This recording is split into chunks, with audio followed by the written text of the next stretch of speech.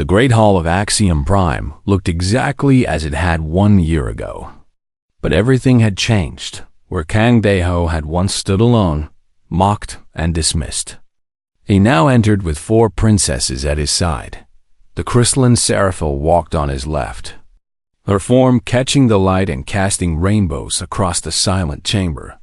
The aquatic Nerith flowed beside him, her suspension sphere held high with quiet dignity. The avian Uriel strode on his right, her wings spread in a display not of dominance but of protection. The plant-like Alindra moved behind him, her ancient eyes sweeping the assembled rulers with calm assessment. The 4 thrones still towered above them.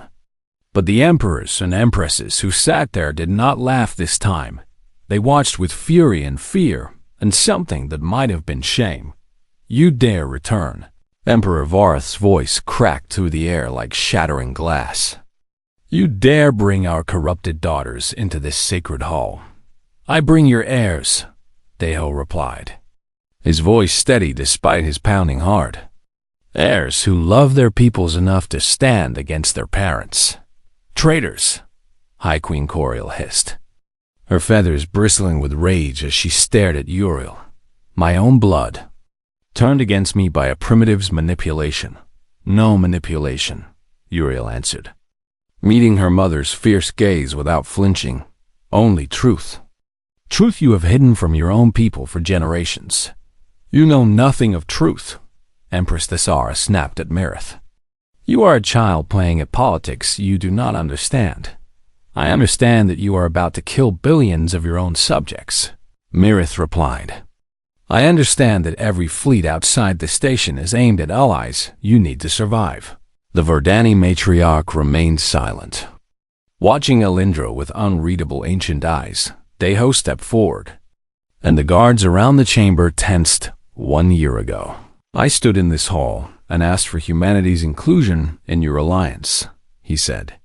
You laughed at me, and I walked away with my pride wounded but my purpose intact. He paused, looking at each ruler in turn. I did not know then what the architect had planned for me. I did not ask to inherit his legacy or become guardian to your daughters. But I have learned something in my time with them that you have all forgotten. Enlighten us, human, Laura sneered. What wisdom could a mayfly teach the eternal? That you are not eternal, Daeho said. And the words fell like stones into still water. You are dying, all of you. Your entire region of space is dying. And your survival plans cannot work without cooperation. He raised his hand, and the Citadel's ancient systems responded across the vast distance of space. Projecting holographic data into the Great Hall, star charts filled the air, showing the approaching wave of stellar instability. Survival plans from all four empires appeared side by side, their interconnected requirements laid bare for everyone to see. The architect spent 12,000 years trying to tell you this, Daeho continued. He uplifted your species, guided your civilizations, watched you grow from primitives into powers that could have been magnificent. But you chose pride over partnership, isolation over integration. Pretty words, Empress Thesara said. But her voice had lost some of its certainty. Why should we believe data from a human? Because it is not human data, Seraphil spoke up. It is your data, hidden in your own archives, confirmed by your own scientists, suppressed by your own governments, because admitting the truth would require admitting that you need each other. Our peoples will never accept alliance with inferior species, High Queen Coriel declared. The Karathi are warriors. We do not bow to crystalline merchants or plant-eating pacifists. Then your warriors will die, Uriel said. And her voice carried the authority of someone who had finally found something worth fighting for. They will die bravely and uselessly, and their children will inherit nothing but ashes. The rulers shifted uncomfortably on their thrones, unused to being challenged by their own heirs. What do you propose? Human. The Verdani matriarch finally spoke. Her voice like wind through forests long turned to dust. You clearly did not come here merely to lecture. Deho looked at her with genuine respect. I propose that Earth serves as the neutral ground your empires have never had. I propose that humanity, the species you dismissed as primitive, becomes the bridge between your peoples. And what do you want in return? Vorth demanded. Power, wealth, territory. Nothing, Deho said. We want nothing except the chance to be part of something greater than ourselves. To help build a future where our children and yours can grow together. Silence fell over the great hall, heavy with the weight of millennia of pride and suspicion. You ask us to trust you, Empress Thesara said slowly. A species we have known for barely 2 centuries.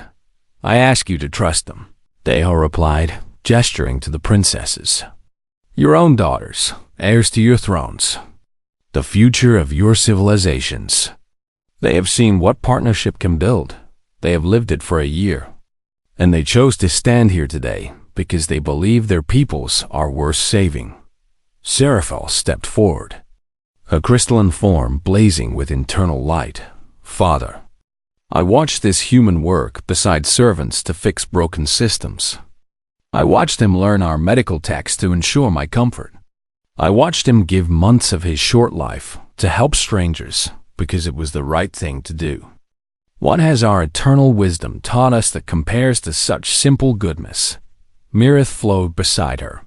Mother, I was sent to manipulate and undermine, to find weakness and exploit it. Instead, I found strength I did not know existed. Strength built on kindness rather than force. Is that not worth protecting? Uriel spread her wings wide. Mother, you raised me to be a warrior. You taught me that honor comes from victory. But the greatest warrior I have ever known is a human who cannot beat me in combat. His courage is not in his arms, but in his heart. And I would follow him into any battle. Alindra moved last, her ancient eyes meeting the matriarch's grandmother. You have lived long enough to remember when our peoples had hope, when the future seemed bright with possibility. I have seen that hope again in a citadel far from home, rekindled by someone who had every reason to hate us and chose compassion instead. Can we not choose the same? Before rulers looked at their daughters, and in their eyes something shifted, not surrender, not weakness, but recognition that their children had found something they themselves had lost. The Verdani matriarch rose first, her ancient form creaking with the weight of centuries. I remember the architect, she said. I remember when he first came to my ancestors, young and hopeful, believing we could be better than we were. I did not understand why he chose a human to inherit his work, but I think perhaps I do now. She descended from her throne. Each step, a declaration. The Verdani communion will accept the human proposal. Emperor Vareth's crystalline face cracked with emotion he had hidden for centuries. Seraphel speaks truth. I have forgotten what it means to serve rather than rule. Perhaps it is time to remember. He too descended. The Valorith dominion will accept.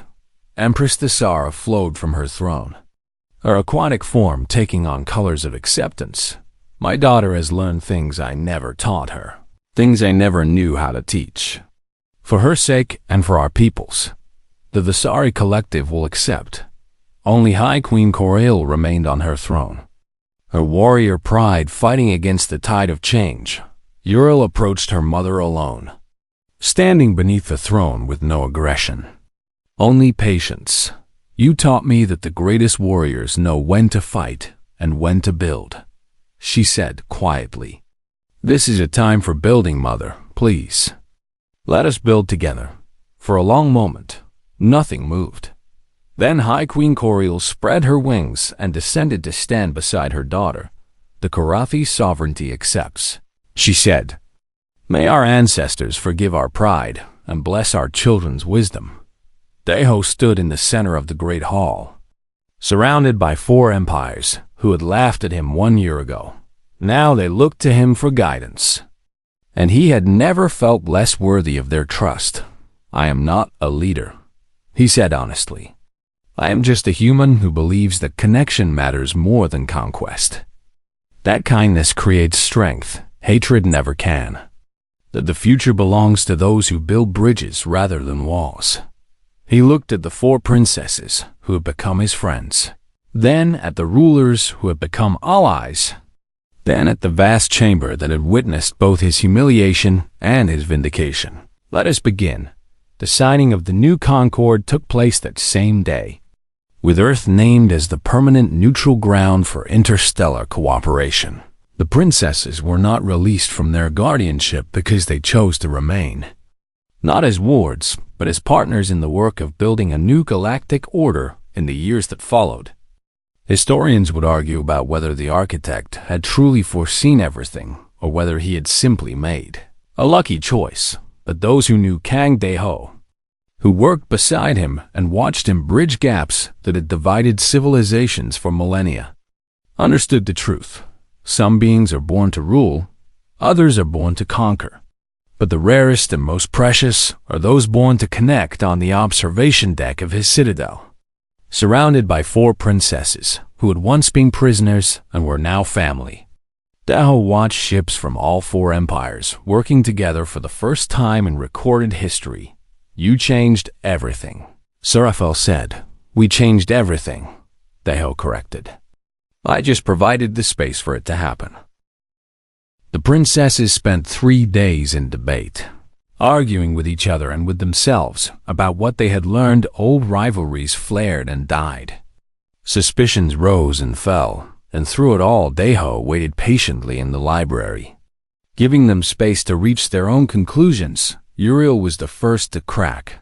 I have verified the stellar data, she announced, storming into the common area where the others had gathered. My people's own astronomers confirmed the wave. The threat is real. And our survival plan requires the Sari water manipulation technology to work. Mirith's fluid form rippled with reluctant acknowledgement. And our plan needs Karathi atmospheric processors. Technology your people have refused to share for millennia. Seraphel's crystalline face caught the light as she nodded. The Valaris survival calculations depend on Verdani. Biological adaptation. Life forms that can survive the radiation changes. Forms my people cannot create alone. Alindra spoke last, her voice heavy with the weight of ancient trees. We have known this truth for generations. Each empire secretly hoping the others would die first so we could claim their resources. Our parents are not starting a war out of pride. They are starting it out of desperation, hoping to conquer before the wave arrives. Then we must stop them, Uriel said. Not for the human, not for the inheritance, but for our peoples. Our parents will call it treason, Mirith observed. Let them, Sarfel said. And there was something new in her chiming voice, something that sounded almost like courage. We are heirs to empires. One day we will rule in their place. Should we inherit civilizations already doomed by our ancestors' foolishness? They found Dae-ho asleep in the library, surrounded by stacks of ancient texts and half-finished translations. He startled awake when Alindra touched his shoulder, blinking away exhaustion with obvious effort. You have not slept in days, she observed. There is too much to learn, Dae-ho replied. The architect left so many warnings, so many solutions that no one ever read because they were too proud to consider that an outsider might have wisdom worth hearing. We have made our decision, Uriel announced. We will stand with you, human, not as prisoners or political pawns, but as allies. Dae-ho's tired eyes widened. You understand what that will cost you, your families, your positions. Your people may call you traitors. Our people will thank us when they survive, Serafel said firmly. That is what matters. Dae-ho rose slowly, looking at each of them in turn. I did not ask for this. I did not want power over anyone. We know, Mirith said. That is why we trust you. I need you to understand something, Dae-ho said, his voice serious. I cannot command your fleets or force your parents to make peace. I am just one human, weak and short-lived by your standards. All I can do is try to show them another way, Uriel stepped forward, towering over him with her wings partially spread. "You have shown us another way," she said. "In all my years of training, no one ever taught me that strength could look like patience. That power could look like kindness. You did not conquer us, Kang Dae-ho. You simply made us want to stand beside you." "Then stand with me now," Dae-ho said. "Help me send a message to all four empires. One they cannot ignore." They worked through the night, using the Citadel's ancient communication systems to prepare a broadcast that would reach every world in the galaxy. The princesses recorded their testimonies, each speaking directly to their own people about the threat they faced and the choice before them. Dae-ho added his own message, humble and direct, offering humanity's help without demanding anything in return. The broadcast went out at dawn, and the galaxy held its breath. Responses came swiftly, and most were not encouraging. Emperor Vorath declared his daughter corrupted by human manipulation and ordered his fleets to advance on the Sari territory. Empress Thesara denounced Marith as a traitor and moved her own forces toward Karathi. Space High Queen Coriel stripped Uriel of her titles and commanded a direct assault on Verdani worlds. Only the Verdani matriarch remained silent. Her response neither acceptance nor rejection, simply watchful waiting. "They did not believe us," Marith said, her form clouded with despair. "They think we have been tricked." "They believe us," Alindra corrected. "They simply do not care. Their pride matters more than truth." Dae-ho stood at the Citadel's observation window, watching distant lights that represented warships moving toward conflict. "Then we must show them something pride cannot dismiss," he said quietly. "What could possibly reach them now?" Sarafel asked. Dae-ho turned to face them, and in his human eyes, they saw something that had been building for months. A determination, forged from rejection and mockery and the quiet resilience of a species that had always found ways to survive. "We go to Axiom Prime," he said. "Where this started, where your parents will gather to begin their war. We stand in front of their fleets and we force them to choose. Lei will kill us," Uriel said flatly. "4 princesses and 1 human against 4 armadas. Perhaps," Dae-ho agreed. "But if we die trying to save them, if their own children sacrifice themselves to prevent war, even the proudest rulers will have to face what they have become. You would die for peoples who laughed at you." Marith asked. Dae-ho smiled, and it was the same calm smile he had worn when walking out of the Concord chamber a year ago. "I am human. We die easily and often, but we always die for something. Let me die for something worth believing in." The princesses exchanged looks, a silent conversation that flowed between them with the ease of creatures who had learned to understand each other over months of shared uncertainty. "Then we die together," Sarafel said, "as allies." Marith added, "As warriors." Uriel growled, "As friends." Alindra finished. They departed the Citadel that same day, flying toward a confrontation that would decide the fate of every civilization in the galaxy. Behind them, Keeper Vormal watched their ships until they vanished into the stars. "You chose well, my master," the ancient being whispered to the empty halls. "You chose very well indeed."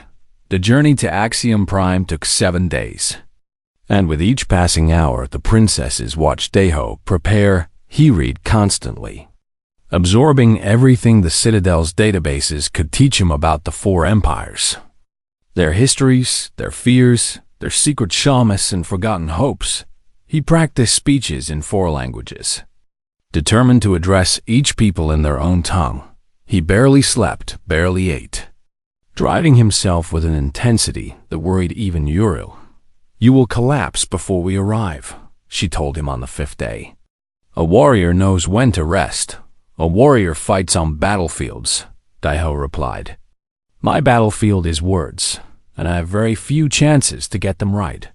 On the 6th night, Alindra found him on the observation deck, staring at the stars. "You are afraid," she observed. "Terrified," he admitted.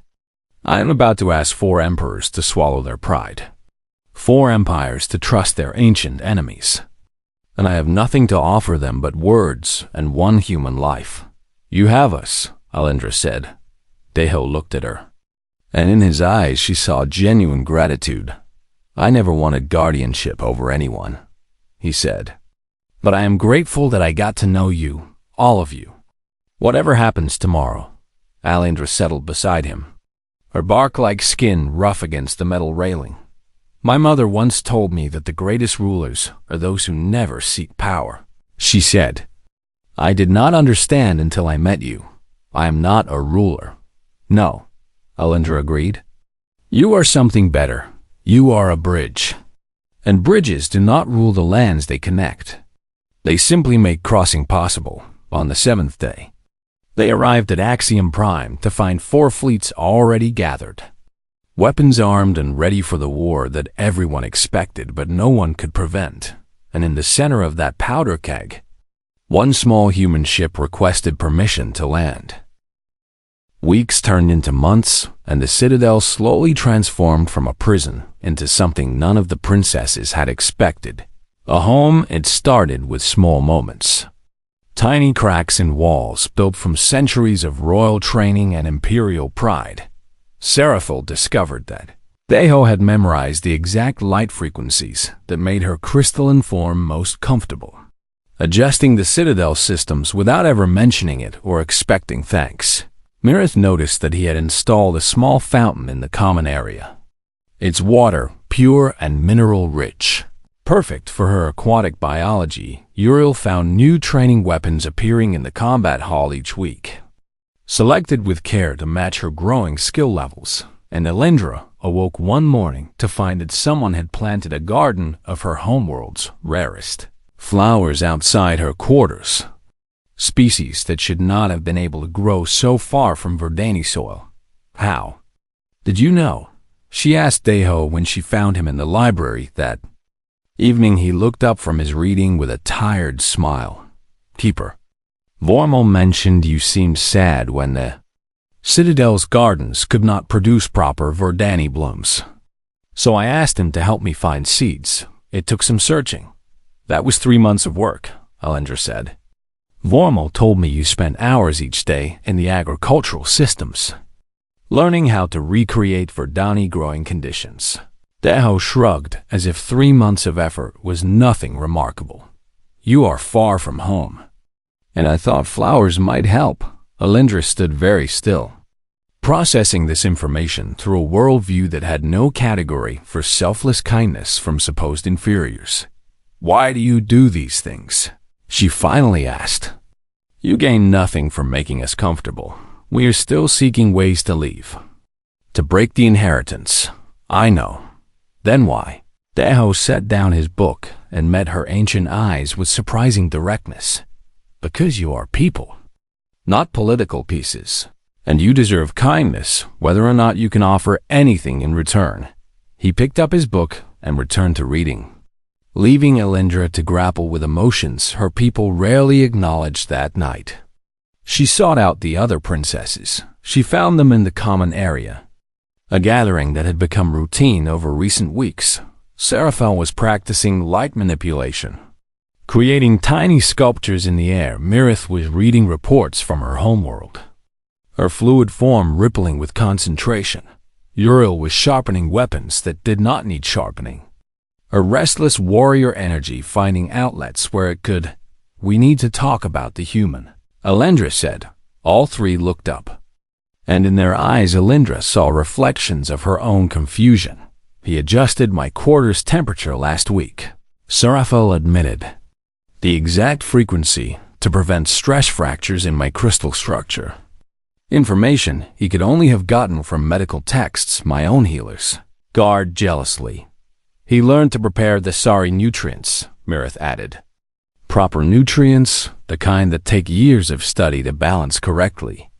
I found him practicing in the kitchens at midnight because he did not want me to see him fail. He spars with me, Uriel said quietly. And that admission seemed to cost her more than the others. He cannot win. He can barely survive. But he shows up every morning, because he noticed I was going restless without a proper opponent. He lets me throw him across the room day after day, just so I can feel like a warrior again. The four princesses sat in uncomfortable silence, each wrestling with the same impossible question. How could someone so weak be so strong? My mother's latest message demanded I find the human's weakness, Seraphil said. She wants leverage to force him into releasing us. My mother said the same, Mirith agreed, as did mine. Uriel admitted. Alindra nodded slowly. The matriarch believes every being has a price or a pressure point. She ordered me to discover his. And what have we found? Sarfil asked. Silence again. Because the answer was clear to all of them. They had found nothing. No secret vices, no hidden cruelties. No political ambitions they could exploit. Just a human who worked too hard, cared too much, and seemed genuinely confused about why anyone would find that unusual. Perhaps that is his weakness, Mirith suggested. His kindness, we could use it against him. The words hung in the air, and something shifted in the room. Could we? Uriel asked, and her voice had lost its usual aggression. Could we actually do that to him? None of them answered, because none of them knew any more the next morning. Deho called them all to the Citadel's central chamber. He looked exhausted. Dark circles under his eyes, and a heaviness in his posture that the princesses had learned to recognize over months of observation. I have received news, he said.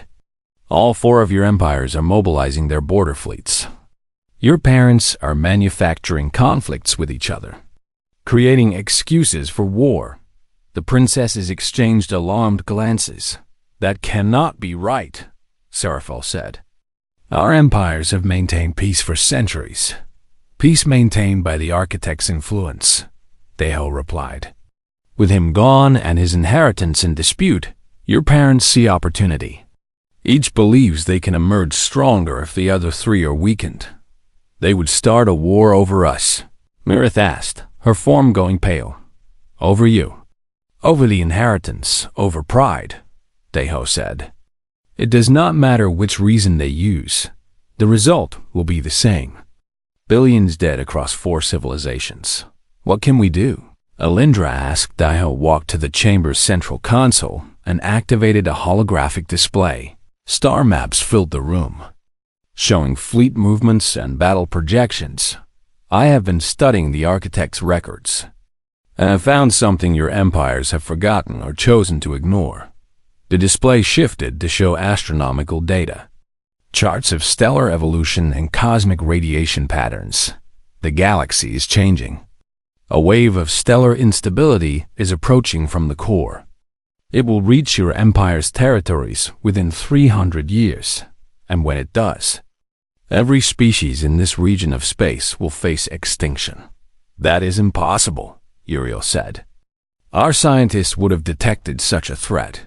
Your scientists did detect it, Deho replied.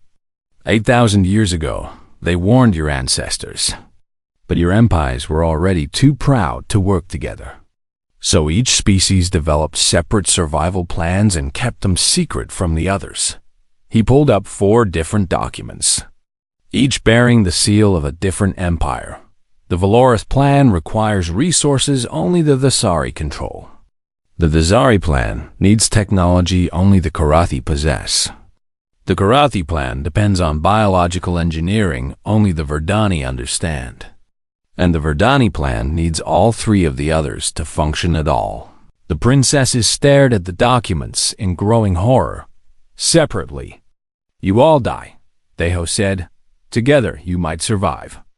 The architect understood this, and he spent his entire existence trying to bring your peoples together. But your empires were too proud to listen to an outsider. So he chose you, Alindra said slowly. A true outsider from a species they could not dismiss as a rival. He chose humanity, Deho corrected. Because humans are generalists, we adapt, we connect. We build bridges between different groups. It is the only thing we do better than any of you. He turned off the display and faced the 4 princesses directly. Your parents are about to start a war that will doom all of your peoples. And I cannot stop them alone, but you can. If you are willing to choose your civilizations over your family's pride." The chamber fell silent as four princesses faced the most difficult decision of their very long lives. The news spread across the galaxy like fire through dry grass, and every reaction was exactly what Deho had feared. Emperor Varath shattered 3 crystal servants in his rage when he learned that his daughter would be sent to live with a human empress. The Tsar's fury caused storms in every ocean on her homeworld. High Queen Coriel demanded her warriors prepare for war, and only ancient treaty law prevented her from ordering an immediate attack. The Verdani matriarch said nothing, which frightened her advisors more than any outburst could have, but the law was clear, written by the architect himself in an age before any of their empires existed. The guardian of the architect's legacy held authority over the royal heirs until the terms of inheritance were satisfied. No army could change that. No wealth could buy freedom from it, and no political trick could dissolve bonds that predated civilization itself. Deho spent those waiting days exploring the citadel that was now somehow his. The structure contained libraries of knowledge older than human writing, gardens that grew plants from worlds long dead, and technology that made Earth's most advanced systems look like children's toys. He felt like an intruder in a museum, afraid to touch anything for fear of breaking something priceless. "You should not wander alone," said a voice behind him, and Deho turned to find one of the citadel's ancient caretakers watching him with curious eyes. The being was small and gray, with too many joints in its limbs and a face that suggested great age and patience. "I am Keeper Vomo," the creature said. "I have served this citadel for 900 years, and I served the architect before his passing." Deho bowed respectfully. "I am sorry for your loss." Vomo's strange face shifted into something that might have been surprise. "You offer sympathy to a servant." "I offer sympathy to someone who lost a friend," Deho said. 900 years is a long time to know someone. The keeper studied him for a long moment, and something in its posture softened. "The architect spoke of humans sometimes, you know? He said your kind had a quality the great empires had forgotten." "What quality?" "He never said," Vormal admitted. "But I think perhaps he meant that. The ability to see a servant and think of friendship first." Before Deho could respond, alarms echoed through the citadel's ancient halls. "They are arriving," Vormal said. "All 4 of them at once.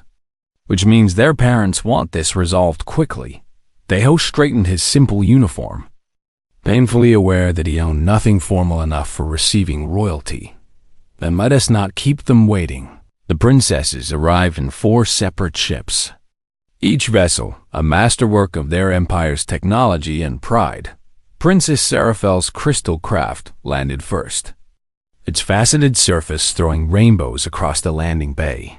She emerged like a living sculpture, beautiful and cold, her crystalline body shaped into elegant feminine lines that caught and bent light with every movement.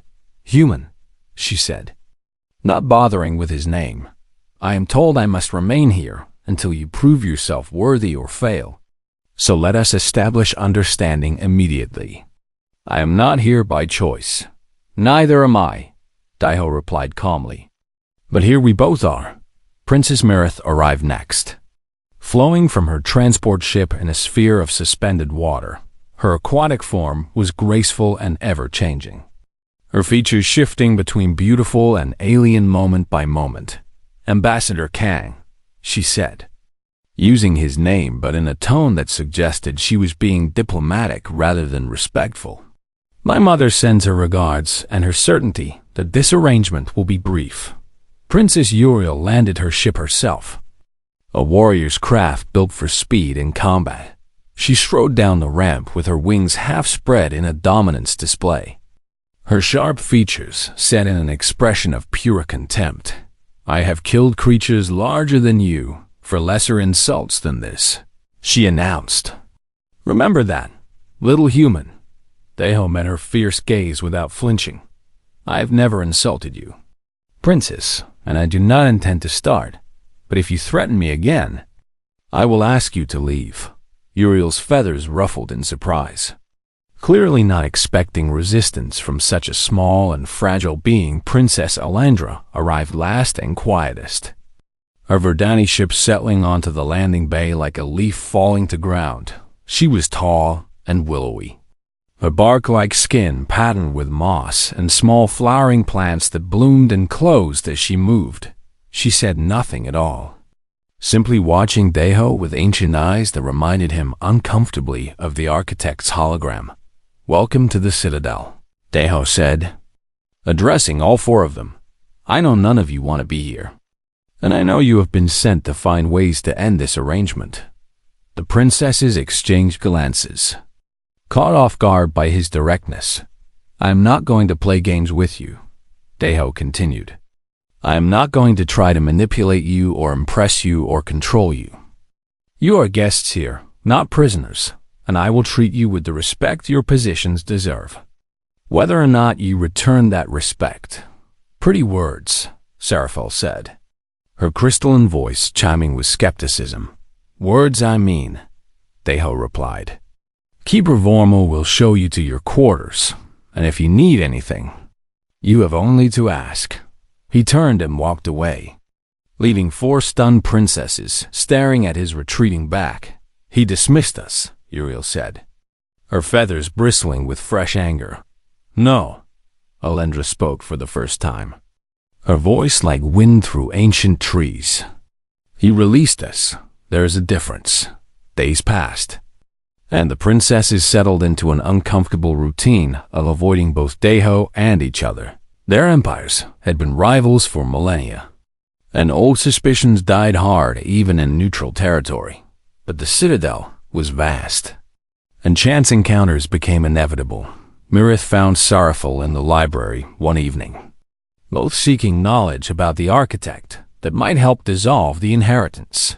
Neither acknowledged the other's presence, but neither left either.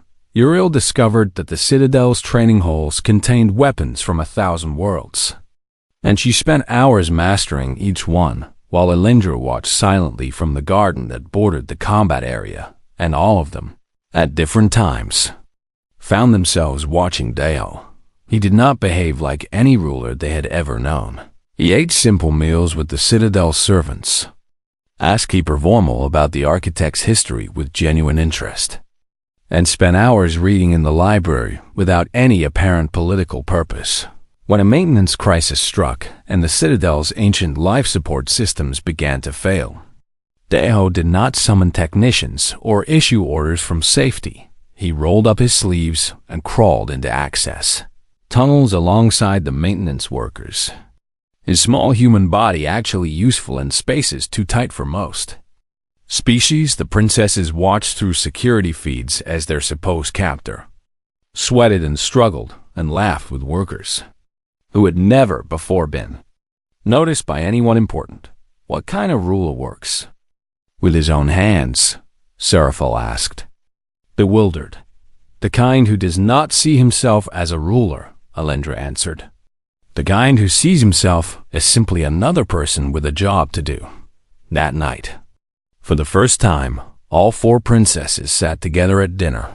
They did not speak much, but they no longer avoided each other's eyes, and each of them wondered, privately, if perhaps their parents had been wrong about humans after all. The great hall of Axiom Prime stretched wider than any building on Earth, and Kang Deho felt very small standing at its center. Thousands of alien delegates filled the curved seats above him, their forms ranging from crystalline beings who caught the light like living diamonds to flowing aquatic creatures suspended in hovering water spheres. Deho adjusted his formal uniform and waited for permission to speak. The four thrones at the highest level held the rulers of the known galaxy, and not one of them looked happy to see a human in their sacred chamber. "You may present your petition," announced the herald. A tall avian creature, whose feathers shimmered with colors that had no names in any human language. Deho stepped forward and bowed respectfully to each throne in turn. "Honored rulers of the Galactic Concord, I am Ambassador Kang Deho of Earth, and I come before you to formally request humanity's inclusion as an affiliate species within your great alliance." Silence fell over the chamber.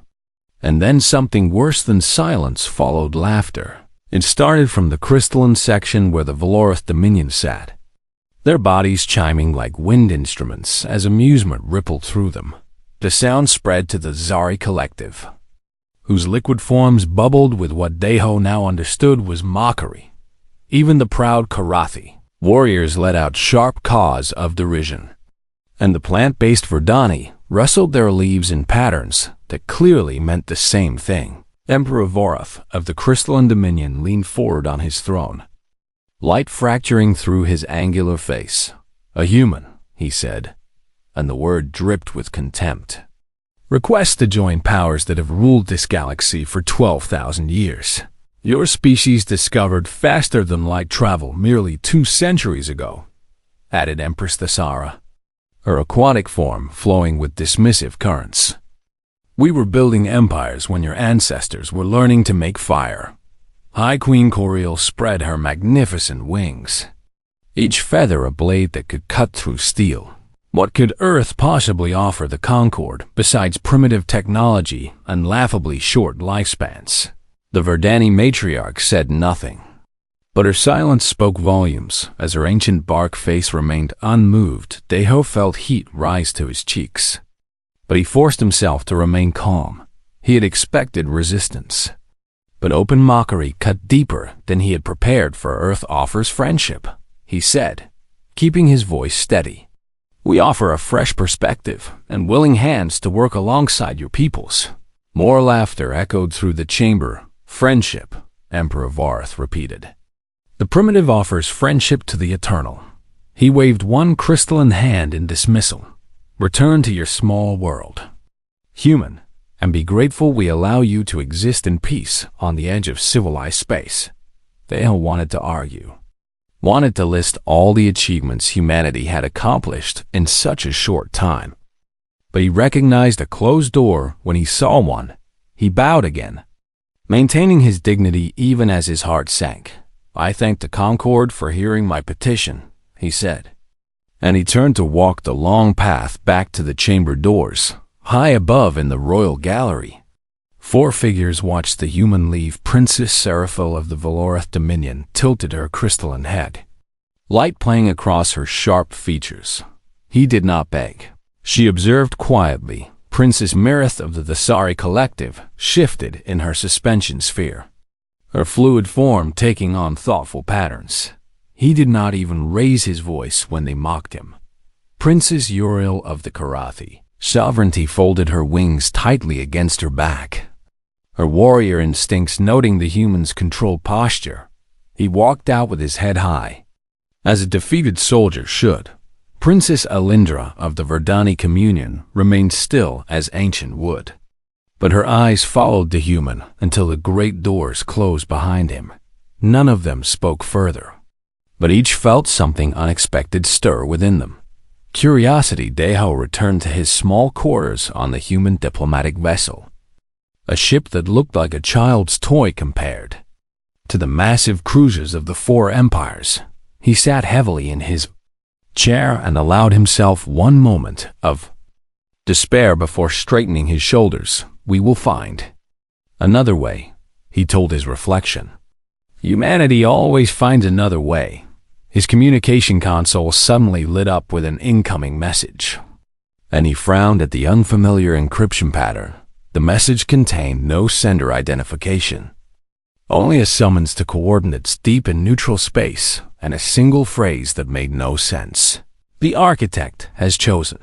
3 weeks passed, and Deho had nearly forgotten the strange message.